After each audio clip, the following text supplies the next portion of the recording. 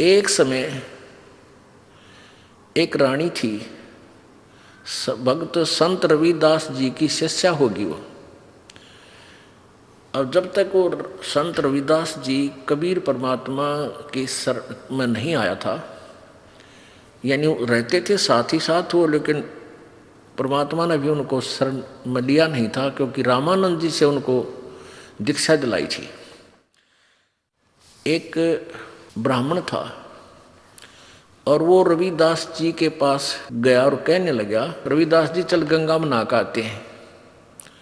तो रविदास जी कहने लगे, भाई, क्योंकि रामानंद जी को परमात्मा कबीर जी ने ये ज्ञान दे दिया था, तो रामानंद जी ने रविदास जी को वो ज्ञान जचा रखा था। तो रविदास जी कहने लगे, भाई, हमारी गंगा तो हमारा यहीं पर है, सिमरन है, और हम गंगा में नहीं जाते। काफी उसने कहा, नहीं मान्य रविदास जी। तो रविदास जी कहने लगे, भाई एक काम करिए। तो ब्राह्मण कहने लगा कि भगत जी कुछ गंगा में कोई पैसे डालने हो दान पुण्य करने खातिर दे दे, मैं डाल दूंगा। उसने ने सोचा था ये 2-4 रुपये दे देगा, कुछ मंगा लिए, कह देगा डाला गंगा में। तो रविदास जी बोले, भाई एक काम करिए, ये ले जा मेरा 1 रुपया, और गंगा जी हाथ काट के जो रुपया ले हुए न्यू हाथ में पकड़े तो दे आइए, ना वापस ले आइए।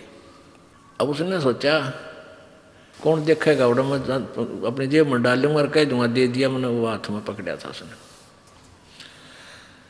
अब उसने जाकर एक बार तेने बोल दिया, हे गंगा मैया, भगत रविदास ने आपके लिए 1 रुपया भेजा है, न्यू क्या है हाथ में ग्रहण करे। एकदम हाथ निकला बाहर और ले लिया। दूसरे हाथ में क्या निकला, एक सोने का सुंदर कंगन, वो पंडित जी को दे दिया, और गंगा ने कहा ये उस परम संत को दे देना, सोने का कंगन। अब पंडित जी का गया बेईमाना, अगर भाई के बेरा फटेगा, रविदास जी ने ठगा ला जेब भीतरली में, और उसने आके राजा को दे दिया। अच्छे पीछे मिलेंगे। राजा ने अपनी रानी को दे दिया। रानी कहने लगी, इस आते एक और चाहिए, ये तो जोड़ा होता है। उसके कुछ पैसे दे दिए, जैसे भी 20, 30, 50 रुपये थे उस कंगन के, पहले महंगे सस्ते होते थे भाव। अब राजा नवबामण फिर बुलाया, पंडित जी बात सुन, एक और लिया, नित्रा बकल तारांगे नहीं ले आते। क्यों? उसा कंगन उसने सारा पटक सर पटक लिया, कितना नहीं पाया। वो जब दुखी हो लिया, अकीब जान बच्चा नहीं, रविदास जी के पास चले, शायद वो फिर 1 रुपया दे दे, मैं गंगा में दे आऊं और फिर वहां से मिलेगा मुझे। तो फिर रविदास जी के पास गया पंडित जी, कहने लगे, भगत जी आज तेरे हाथ में मेरे परिवार की जान है। राजा ने जब वो 1-2 बार नकारा कर दिया, जी और तो ना पाता, ने बोला रानी का आदेश है, या तो लिया, नहीं तेरे पूरे परिवार ने कोल्लू में पीड़ाएंगे। पहले ऐसे जुबान पर कानून होता था राजाओं का। अब वो घना डर गया, फिर आखिर में आया रविदास जी के चरणों में पड़ गया, रोए पड़ा। रविदास जी कहने लगे, क्या हो गया, क्या हो गया ऋषि जी, क्या बात है, क्यों रो रहे हो? नो बोला, जी जान बचा दो, आज आपके हाथ में मेरे परिवार का जीवन है। रविदास जी बोले, वह कहानी बता क्या है? नो बोला, जी आपने जो वो रुपया दिया था वो मेरी जान का झाड़ हो गया। रविदास जी बोले, भाई कारण बता, मेरा रुपये का कह रहा है, पहले तू ये बता, वो रुपया मैया ने लिया कि नहीं तेरी ने बोला, जी मैया ने लिया, एक हाथ से रुपया पकड़ लिया, दूसरे हाथ से कंगन दे दिया सोने का। मेरे को आ गया लालच, मैंने दे दिया राजा को, उसने मेरे 150 रुपये दे दिए उसके, यानी उसमें 100 रुपये तो आजकल लाख रुपये के बराबर थे। अब उसने रानी को दे दिया, रानी ने जिद कर दी कि एक और चाहिए, तो जोड़ा होया करे। अब वो दूसरा मैं सारा सर पटक लिया, मुझे मिल नहीं रहा, राजा का आदेश से जो दूसरा नहीं लेकर आता है मेरे पूरे परिवार को खत्म करेगा।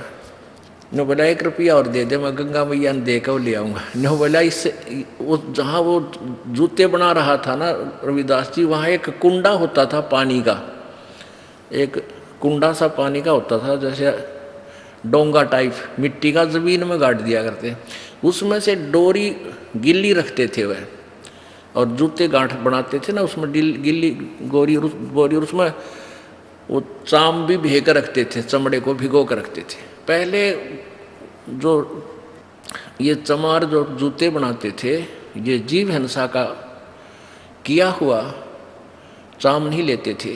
कोई स्वाभाविक कोई पशु मर जाता था, उसी का चाम उतार के, यानी वो पाप के भागी नहीं होते थे, तो उसमें चाम भी भिगोया करता था, चमड़ा कुंड में।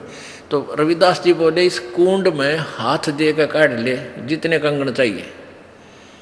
अब पंडित जी पहले तो दूर बैठा था, एक लत कपड़े से बोझ के, और मरता क्या नहीं करता, वो हाथ दे दिए उसमें, वो चाम के पानी में हाथ मारा तो उसके अंदर से 3-4 कंगन आए, एक जैसे, वो बिल्कुल डिटो कॉपी।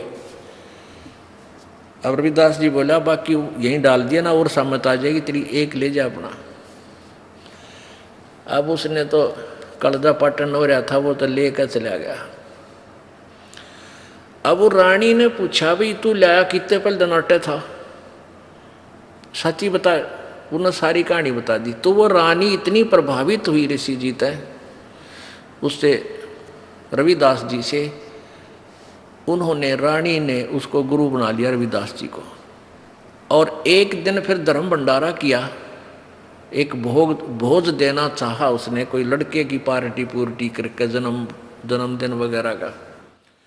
उसमें 700 तो ब्राह्मण आ रहे, ब्राह्मण पंडित जी, और उधर से गुरु जी को भी आमंत्रित करना जरूरी था कि गुरु के बिना कोई अनुष्ठान नहीं करना चाहिए। रविदास जी को बुला रखा। रविदास जी को रानी ने आदर सत्कार से अलग से एक सुंदर आसन बिछा कर उसके ऊपर विराजमान कर रखे। उधर से ब्राह्मणों को न्योता दे दिया। सामने ब्राह्मण 700 ब्राह्मण आके और पंक्ति बना के भोजन के लिए पोजीशन पकड़ गए, और उधर से भोजन परोस दिया। सामने भोजन परोस दिया। जब तक भोजन नहीं आता ना, इतना नीतरा आगरा केला होंगे, जलेबी आओगी, लड्डू आओगी, वो ध्यान नहीं रहता कौन कित बैठा है। जब पूरी थाली भर ली, जब देखा उन्हें इधर उधर करके, उन्हें देखा रहा यू चमार बैठा है यहाँ पर। सारे खड़े हो गए, नो बोले रानी तने हमारी बेइज्जती कर दी है, हम भोजन नहीं करेंगे। अब ये चमार यहाँ बैठा रखा है, तने तो हमारा दीन भ्रष्ट कर दिया, हम ब्राह्मण हैं। अब रानी कहने लगी ब्राह्मणों रोटी खानी है तो खा लो, ना मेरे गुरुजी तो यहीं बैठेंगे, ये नहीं उठेंगे यहाँ से। अब रविदास जी कहने लगे रानी बात सुन बेटी, आय अतिथि का अनादर नहीं करते, पाप लग गया करे। रविदास जी खड़े हो गए और कहने लगे विप्रो, मैं अपनी औकात भूल गया था, मेरा स्थान तो आपके जूतों में है, मैं वहाँ बैठता हूँ जाके, आप भोजन पाओ, रुष्ट ना हो, इस बच्ची को दोष लग जाएगा।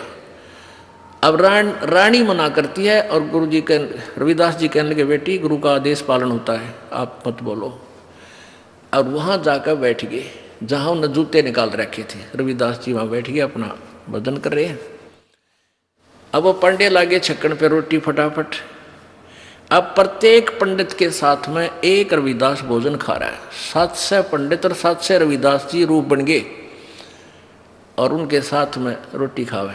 वो सामने वाला पंडित कहता है अरे तेरे साथ ये चमार रोटी खा रहा है। रविदास कहता तेरे साथ भी तो खा रहा है। वो कहता तेरे साथ भी तो खा रहा है। अब सारे कूद कूद पड़े। रविदास जी कहते हैं ए ब्राह्मणों मेरी और इंसल्ट मत करो, मैं तो देखो यहाँ बैठा हूँ, मुझे बदनाम मत करो। वहाँ देखा सचमुच वहाँ भी बैठा, 700 रूप में उनके साथ खड़े। तब रविदास जी खड़े हुए ने बोले पेट भरो, तुमने ना तो भगवान का बेरा, तुम तो पेट भरने की का ठेका ले रहे हो। कहने लगे तुम इस जनेऊ से मोटे मोटे टांग रखे नो।